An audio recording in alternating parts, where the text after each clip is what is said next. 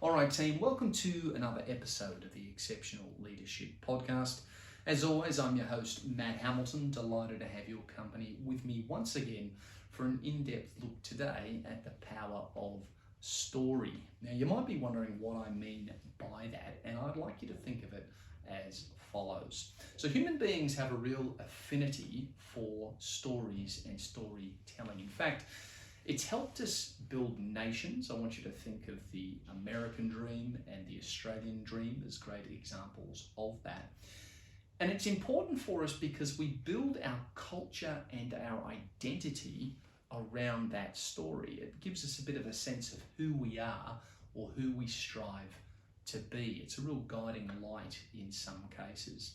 But it doesn't just stop at the nation building level. It also can be found in organizational culture very commonly.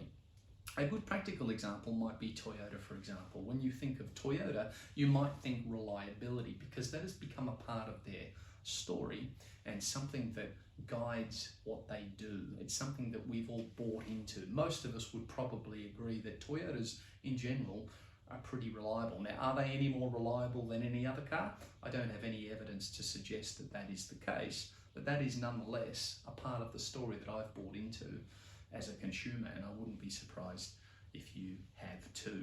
So before we get into the nitty-gritty of this, I do just want to reach back all the way to the 1970s and have a look at a story that built Southwest Airlines culture. Now, those of you in the North American part of the world will be very familiar with Southwest as they operate pretty extensively over there. So let's have a look at how Southwest Airlines use story to build culture.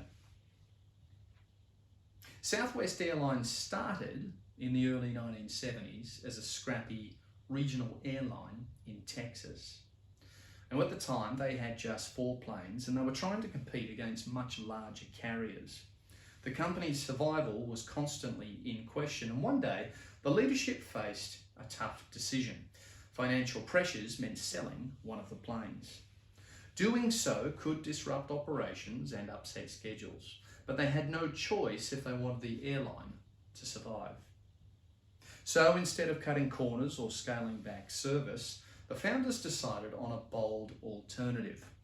They would keep all scheduled flights operating and turn the planes around in just 10 minutes, a process that traditionally took 30 to 40 minutes. This decision became more than an operational tactic. It became a story that defined the airline. We are the airline that never quits. We find a way and we do more with less. We work together as a team to get the job done. Employees embrace this story. Baggage handlers, pilots, gate agents and flight attendants all work together in ways that they hadn't before, innovating and collaborating to make the impossible schedule work. That story shapes the company's identity. We are scrappy, fast-moving, and team first. And from that identity, a culture was formed, and it consisted of 3 things: resourcefulness, solving problems creatively; teamwork, no one succeeds alone; and thirdly, customer focus, delivering service even when under intense pressure. And those cultural values guided behaviour for decades, influencing hiring, decision-making, and employee engagement. Even today, decades later, Southwest employees are trained and celebrated using stories from those early challenging days, reinforcing the same identity and values. The story isn't just history, it's a living part of how the company operates. And that, I think, sets the scene very nicely for a little bit more of an in-depth look, a narrowing of the scope for us as leaders. Now, you know what I like to do with these topics. I like to take these big, broad, contextual examples, and I like to narrow the focus right down, and I like to see how we can apply it in the boardroom. And there's a couple of thoughts that I had in respect to this. So just some initial thoughts. In organizations, we have policies. And our policies explain the rules to everybody. But our stories explain who we are as an organization. And the power of a story is that it gives us a scaffold to build our organisational identity around. And that's really powerful, because if that identity is crafted well, it has the power to motivate employees to buy in to the story and align their actions with it. And the reason that's powerful is because when you get people doing that as a collective, that in turn, given enough time and that collective effort, enables a great culture to be built, which is no mean feat. It's difficult to build good culture, but I would suggest to you that it starts with a story, a guiding light that we can work towards. Now, any doubt as to the power of a good story? I referenced this at the top of the episode. Any doubt as to the power of crafting a good story that tells people who an organisation is? I think it can be eradicated quite simply by thinking about human history and the trajectory that we've taken as a species. There's a book that I would recommend you read. It is on the bookshelf behind me here. And it's called Sapiens, A Brief History of Humankind. And there's a quote from that book that I wanted to share with you all today that I think illustrates this point really nicely. And it's as follows. Large numbers of strangers can cooperate successfully by believing in common myths. Any large-scale human cooperation, whether a modern state, a medieval church, an ancient city, or archaic tribe, is rooted in common myths that exist only in people's collective imagination. So what that serves to illustrate is that there's a few things we can pull out of that statement. Large numbers of strangers cooperating together. Isn't that exactly what an organisational is? An organisational structure is. Modern day organisations and businesses. Large groups of strangers that are ideally cooperating together.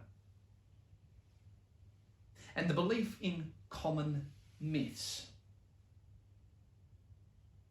Demonstrably important at every level in human history. The examples given here, medieval churches, modern states such as the ones that we exist in today, ancient cities, tribes, whatever organisational structure you care to mention, we can demonstrate through human history that it's the power of story that brings people together and helps get us moving in the same direction together. Think about money. Money is just paper. It doesn't mean anything objectively, but because we all choose to believe that it is of value, we agree on the system, we agree on the story, we function better as a society. I mentioned the American dream. Something to aspire to. The Australian dream is very similar. It's a story. It's not anything that physically exists. It's an idea. It's something to aspire to. A guiding light, as I said at the top of the episode. And then on the corporate level, and there are many other examples of this. I just picked out Toyota because this one resonated with me strongly. At that corporate level, a part of their story, perhaps more so than any other car brand, is reliability. If there's one word that you would associate with Toyota, I'm willing to bet that most people would say reliability or something to that effect. It has been baked in over decades to be a part of their story. And then with that, things like efficiency. Very powerful stuff from an organisational perspective. Now, how can we as leaders leverage this? Because, one of the things we do like to think about is how we incorporate this at an everyday level for our teams. You might think, well, I'm not leading a massive organisation, I'm leading a team of 3 people, or however big your team is. And I talk regularly about the job of a leader at middle management and down really being comprised significantly of this. And that is taking the corporate messaging from the executive level and translating that into something that means something to those you lead. Taking the corporate jargon and distilling it into something that the people you lead can run with in a way that's meaningful to them, that motivates them, that gives them purpose, that gives them direction. And the power of story is no different. As leaders, we set the tone, don't we? We really proactively drive culture and all the things that comprise of a good culture. And we can use story to help us. We can use story as a foundation to drive those initiatives from. The story can be the bedrock for us to fall back on. Let's explore that a little bit more. From a culture building perspective, it is very useful, I would suggest, to have an organization-wide story to use as a template upon which you scaffold all the behaviours that you want to see and model as a leader. Maybe, for example, if we use the maintenance space as an example, let's say you're a facilities maintenance manager. Perhaps your organisational story is customer first. Let's keep it really high level. Let's just say our story is that we always put the customer first. What does that look like to you and the team members that are under you? Well, maybe it's not walking past a job and ignoring it. For example, maybe a light has blown out in the roof. And you take the time, because you're customer first, and you believe in that story, and you model that story, you take the time to see if anyone's logged a job for it. And if they haven't logged a job for it, you proactively get a job logged and you fix that light without anybody asking. That is a simple, everyday example of how your behaviour that's hopefully been instilled in the team can align with a simple story or a simple narrative that happens at the very top. Now, I'm sure that'll apply differently to you depending on what industry you work in, but you get my gist here. Our job as leaders is to translate for our teams. What does that story mean? What is that high-level headline, that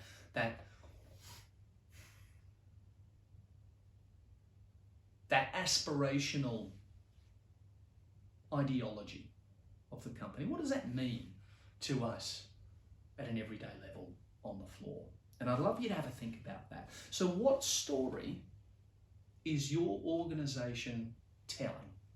And how are you as a leader working to support and reinforce that story and that identity and that culture that feeds in to that story? Maybe you're an entrepreneur and maybe you haven't got around to building a story for your organization yet. And I would encourage you to think really carefully about that, because throughout human history, as I've illustrated just with a couple of examples here today in this episode, story can be incredibly powerful. And I would challenge you to think about if story works at a nation building level, and in all those other examples, as per that quote from the book Sapiens that I quoted, why wouldn't it be of significant value to you and your organization in helping people feel like they belong to something and feeling like they have something to take pride in? It's an interesting concept, isn't it? And something that I think for you as a business owner or an entrepreneur is well worth investigating. Guys, we're going to leave it there. I appreciate you joining me. Have a look at www.exceptionalleadershippodcast.com. Got a bunch of blog posts up there right now, which I think you'll find very useful if you're looking to just delve a little bit deeper into some leadership insights. So please have a look at that. Sign up for the Brief, just a fortnightly newsletter that will go out to your email with some of my thoughts for the week with respect to leadership. And of course, subscribe. Whatever podcast app you're listening to the show on, remember that it really helps me and helps the show. Leave a 5-star review and please hit the subscribe button. But until next time, I'll see you later.